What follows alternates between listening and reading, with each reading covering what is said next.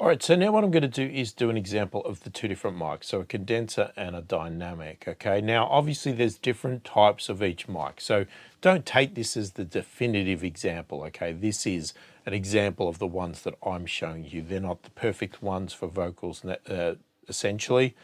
You may have totally different mics, and you could do a comparison of two different condenser mics and they will sound different. Two different dynamic mics will sound different.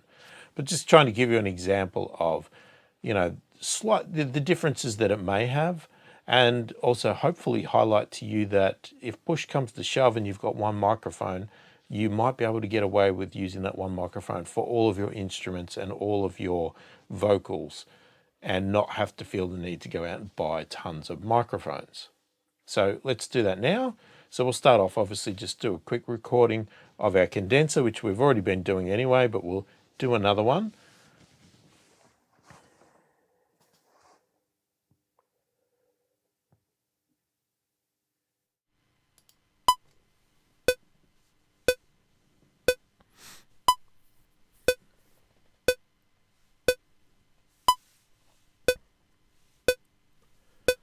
Okay, so here is a quick test of the condenser microphone to compare the sound with a dynamic microphone and highlight or not highlight the impact of using one or the other.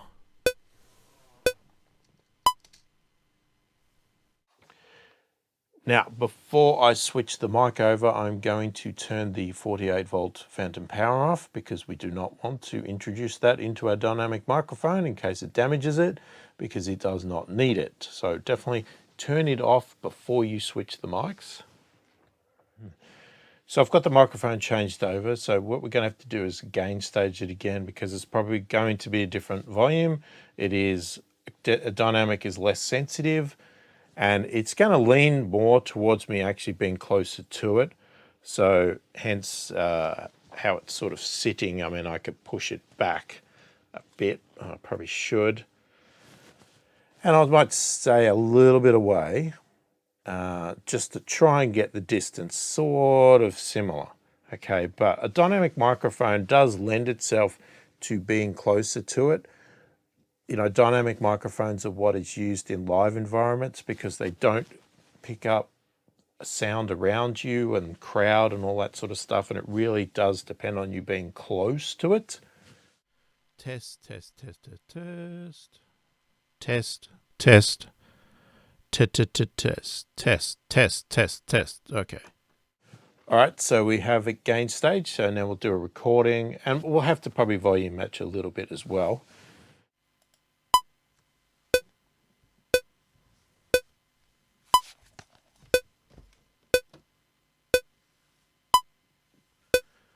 Okay, so this is a test recording with a dynamic microphone, and we're comparing it to a condenser microphone and just giving an example of the differences between the two and potentially proving that we can use either microphone if we need to.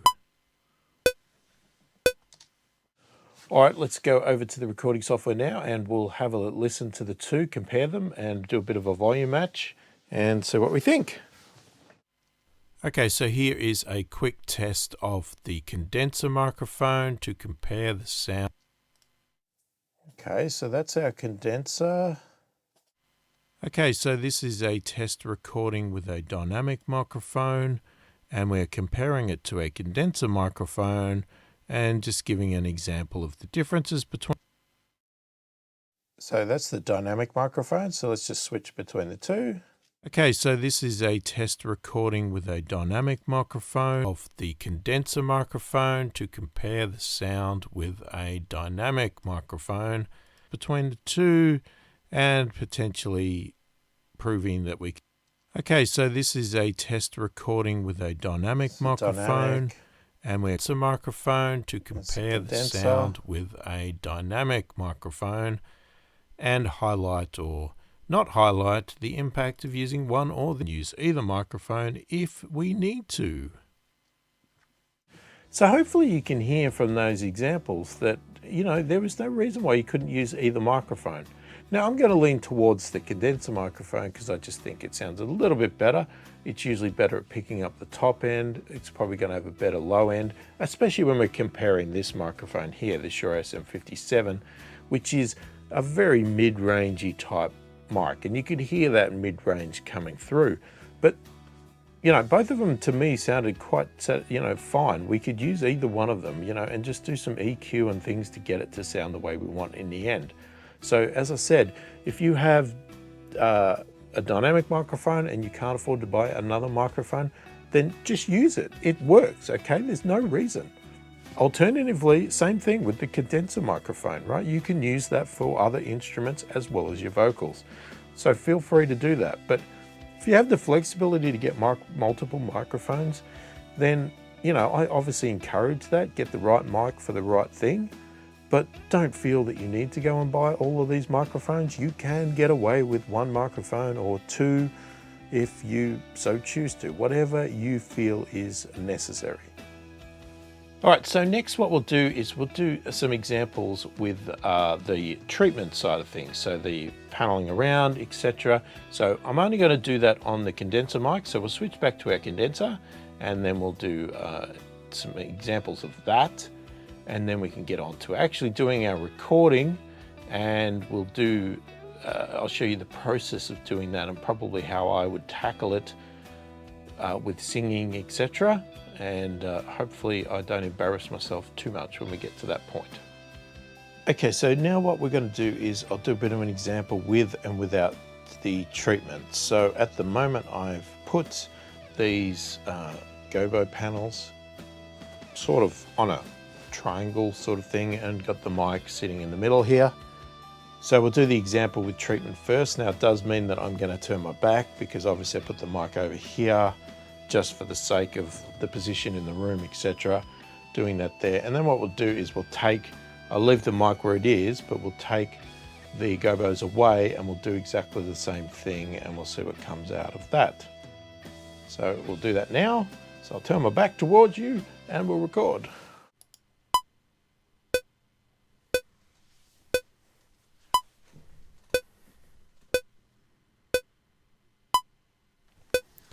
Okay, so this is a test recording of the condenser microphone sitting with the acoustic treatment, my gobos surrounding it. So we'll see what impact that has or does not have on the microphone. It can also depend on the placement of your room. If you're right near a wall or anything like that, that could majorly impact it. But if you're in a big room with open space, maybe it might not impact as much. All right, we'll switch over to our other version and I'll move the gobos now and we'll do exactly the same thing. Okay, you can see that the gobos have been moved. We just have an empty space back here and the wall. There is some treatment over there. I can't take all the panels off the wall, but we'll see what impact this does have. As I said, if you're right up against a brick wall or something like that, then it may have a bigger impact to having these there or not there. But let's try this out.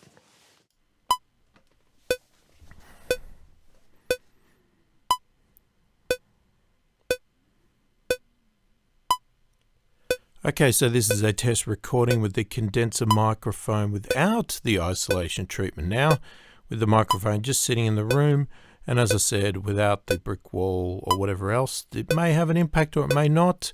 It might be entirely dependent on where your microphone sits in the room. All right, so let's go and have a listen to our samples now, and we'll just compare the two and see if we can hear a difference or not. Okay, let's first off have a listen to our vocal with the treatment on.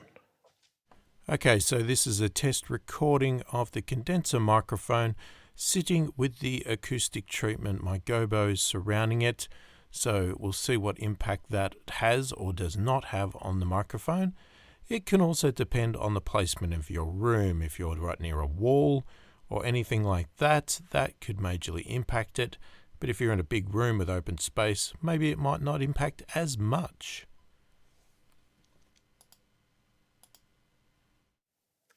And the one without treatment. Okay, so this is a test recording with the condenser microphone without the isolation treatment now, with the microphone just sitting in the room, and as I said, without the brick wall or whatever else. It may have an impact or it may not. It might be entirely dependent on where your microphone sits in the room. Okay, let's now flick between the two. This is a test recording with the condenser microphone sitting with the acoustic treatment, my gobos surrounding, and as I said, without the brick wall or whatever else. It may have an impact or it may not. Microphone. It can also depend on the placement of your sits in the room. Alright, so I'm not hearing a major impact, but then again, we haven't got any compression or things like that on. We may notice a lot more if we started to compress the signal and do that sort of stuff where we're bringing up the low levels. I do hear a little bit of a difference. The one with treatment does sound drier to me and a bit tighter, and I hear a little bit of reverb, etc. on the one without it. But that's pretty much about it. But the fact that I've got the treatment here, there's no reason why I wouldn't do it anyway. And you know, we're just talking. If you were singing extremely loudly and belting, then you're going to get a lot more reverb because your vocal is a lot louder in the room and it's going to bounce off a lot more. Me talking is not such a big thing because the sound's not that loud to start with, so it's not going to be bouncing around so much. But doing proper loud vocals is probably going to have a bigger impact, and something to definitely keep in mind with that regard. So I think it's time now to get on to actually doing our vocal parts and yeah, doing a terrible job at trying to sing something. And also keep in mind that the words that I do for this are very quickly written. I'm not a great lyricist either, so I just tried to rough something up that might fit for this chorus. So again, please maybe don't criticize me for this vocal part, because it is not something that I'm going to be proud of, and it's not something that I would have even dreamed to release to anybody any other time than in this course.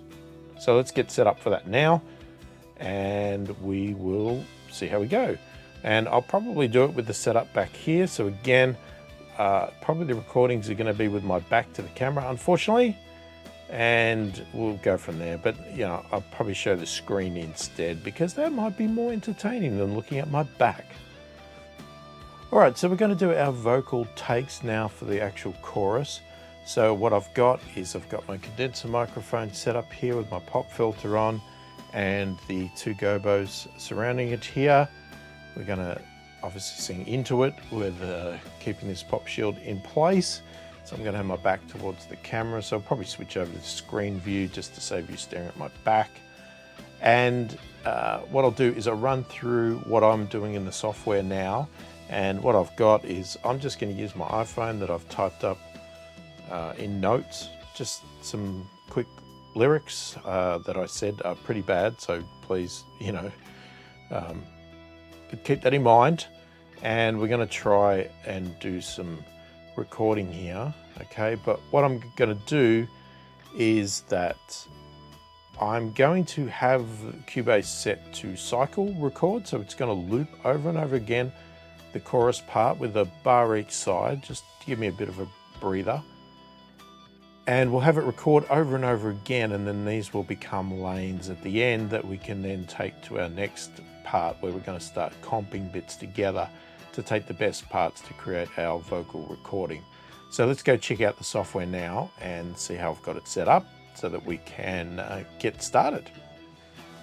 So we've got our vocal track here. It's set up as we had it before. No big difference here. I've got my chorus section here, and I've just set this loop section up here to basically about a bar on each side, just to give me a differentiator so it's not just bang straight into the chorus each time it loops. We've got our loop button turned on so that when we hit record, it is going to loop over and over again. And then what it's going to do is it's going to create lanes, right? Now they won't show up at the moment unless I automatically have it on now. And it's this button here, show lanes. But we can keep it off for now, but once we finish recording, we can do show examples here, and you'll see all of the various takes appear in several lanes, and we can do it as many times as we feel comfortable doing it or want to do it, or as little. You could do one take if you want, or you could do multiple takes. It's entirely up to you. But that's how I've got it set up. So let's just get started with the recording now, and hopefully we'll get something that doesn't sound too terrible.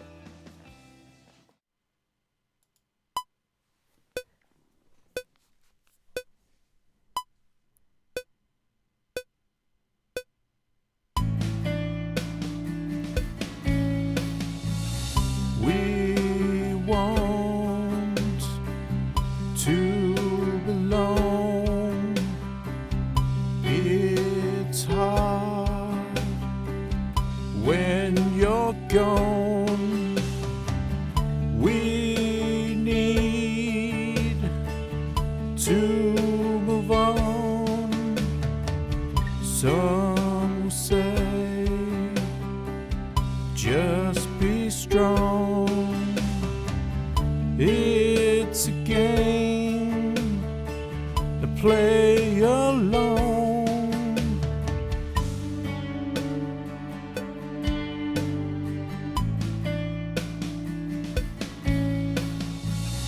We want to belong. It's hard when you're gone. We need to move on. Some will say, just be strong. It's a game, now play along.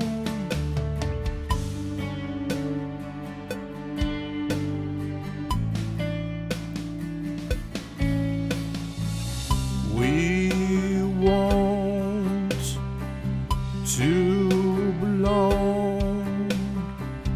It's hard when you're gone. We need to move on. Some will say, just stay strong.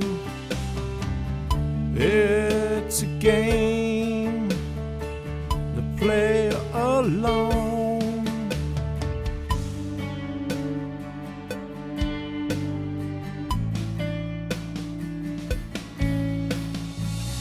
We want to belong.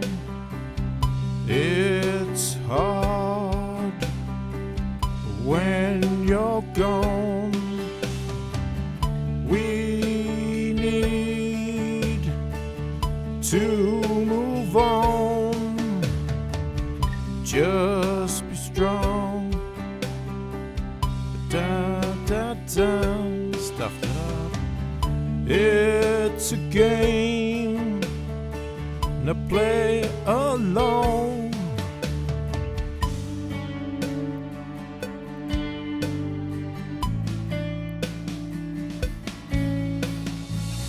We want to belong. It's hard when you're gone. We need to move on.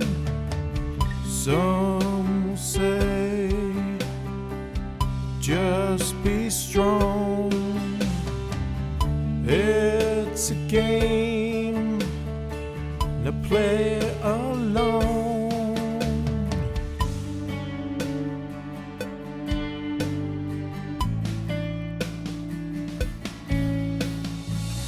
We want to belong. It's hard when you're gone. We need to move on. Some will say, just be strong. It's a game, now play along.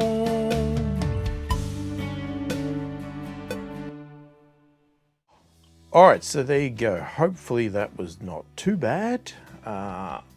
We'll obviously see when we start to comp this together and see what it sounds like. I'm sure it's not great, but as long as it's not too embarrassing. But let's just quickly flick over to the software here and I'll show you how the lane setup works, and we'll go into more detail into that in the next video where we start talking about comping and getting the performance exactly right. Okay, so in the software here, you'll see that it just looks like there's lots of recordings sitting on top of each other. It's got little, you know, take whatever that number is, take 6, etc. So you'll see there it's got take 6, right? And if we go across here and we click on this show lanes, we can now see the 6 takes, okay? So the top one here is like the one that's selected right now. And here is the other 5 takes. So we've got 6 takes of vocals here. So this is where we're going to start to do our editing. So we'll go more into that in the next video, but you'll see, you know, with that button there, you can see where the lanes come into play. All right, so I'm just going to save because we don't want to lose all that brilliant work we did. And yeah, then we're good to go. So one thing that I didn't mention in this, and you know, and maybe it's obvious to you or maybe it's not, but obviously here I've just done the one vocal part, but we can use that same concept there of doing our BGVs and any harmonies and that sort of stuff. And we can be layering, we can be creating new tracks. You know, obviously if I was doing harmonies and BGVs, I'd probably do create a new vocal track and do the same thing over and over again. So do the same takes, pitch differently. We could be in a different placement to the microphone, so we could move it further back if we want it to be thinner. We could use a different microphone, whatever else. We could change the style of our singing, the sound of our vocal, make it sound thinner, make it sound deeper, whatever you choose to do. And you know, that sort of stuff is what I would do. And if you just do lots and lots of takes, if you're a confident singer, then just do lots of experimentation of it. And then you can edit it all together later and get the perfect bits of everything with harmonies and BGVs and all of that sort of stuff. All right, so far what we've done is just the one recording. It's the main vocal, let's just call it that. What we need to do now is look at, you know, do we do BGVs, do we do harmonies, that sort of stuff. So we're going to set up some additional tracks and we'll just do some experimentation to record an extra couple of things. We might look at placement. I might get a bit further away from the microphone or something like that, but we also may leave it to the mixing process to change the sound of those. We can thin it out, change the EQ, that sort of stuff in the mixing side. Now obviously with harmonies, you're probably going to do different pitches and things like that. I don't know if I'm going to be able to do that because I'm not a singer. So I'm probably going to fail big time if I try to do that. But we'll do some experimentation and we'll see what works and doesn't work, and try some different things for some BGVs, because you know that is really what we should be doing in our process if we're doing vocals as our main thing. So let's do that now and we'll see what we get. All right, so I'm going to collapse these lanes here, and what I'm going to do is we're going to create a new track, set to DI, a Vox, and we'll just call it BGV at the moment. Now, it may all depend on what we come up with. And let me think. Now, there's a couple of ways you could do this, okay? You could create all these multiple tracks for BGVs, but what we can also do is just do the loop function, and we can actually convert these takes to additional tracks later. So I think we'll do that, because that way we can just keep the process going and just have a bit of a play with it instead of creating a new track each time, because I don't really know what I'm going to be doing here. So we'll just set up the one for the moment. Okay, and we obviously want that set to record enable. This one is going to be playing back. We'll just leave it with that vocal take 6 for the moment. And we'll have it play because I want to sort of sing with it, I guess, is the point. So now that we've got it set up, let's go and do it. Let's see what we can get out of this. So we're going to probably try a few things that are going to sound pretty horrible, but we'll do the best we can.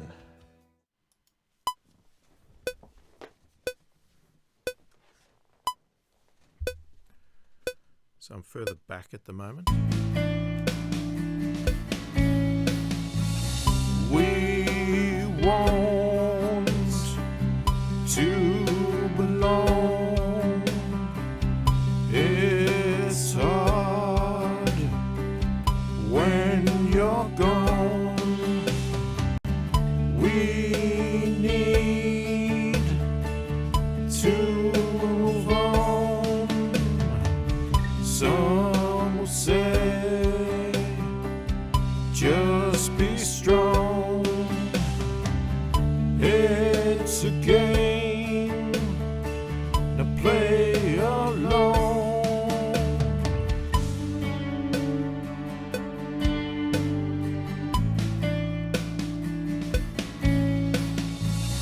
We want to belong. It's hard when you're gone. We need to move on. Some will say, just be strong. It's a game, now play along. I'll move back in, do something different here. We want to belong. It's hard when you're gone. We need to move on. Some will say, just be strong. It's a game, now play along.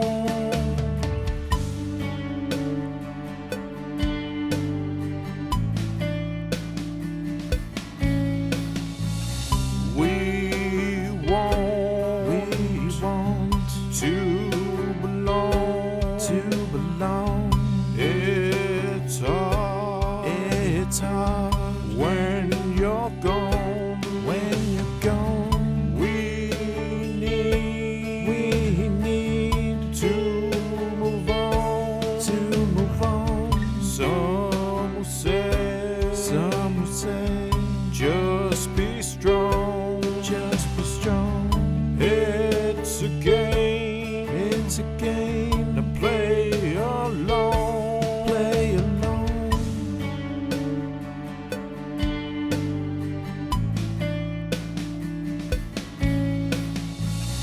We want to belong. It's hard. That didn't work. When you're gone, we need to move on. Some will say, just be strong. It's a game, now play along.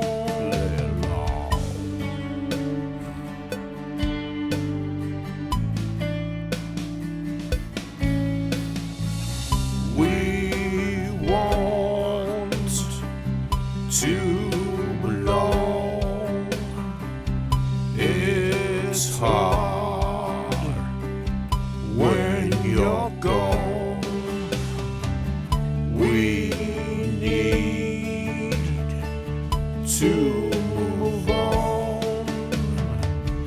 Some will say, just be strong. It's a game to play along.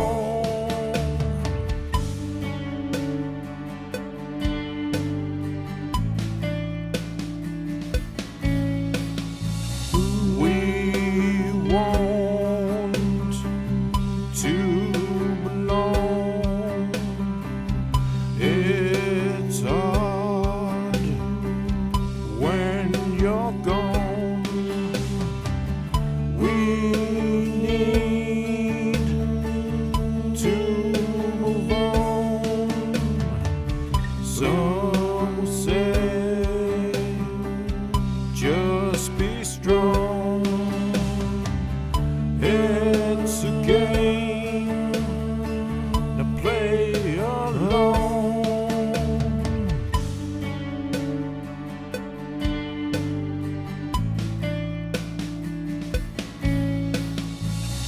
We want to belong. It's hard when you're gone. We need to move on. Some say, just be strong. It's a game to play along.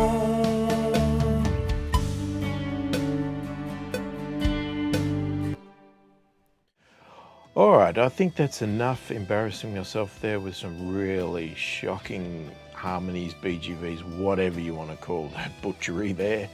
But anyway, I felt it needed to be done to give you an example of what you might want to do for your song, obviously in a better way than I've done it. But you know, we'll have a play with it. We'll see what we can get out of it. Maybe we can do some fancy effects on it in mixing and make it sound something decent. We'll see. Or we may just delete them all and say, not worth the effort, let's get rid of it. But you know, mixing vocals is obviously a key part of the mixing process. So we need to have some vocals there to be able to do that.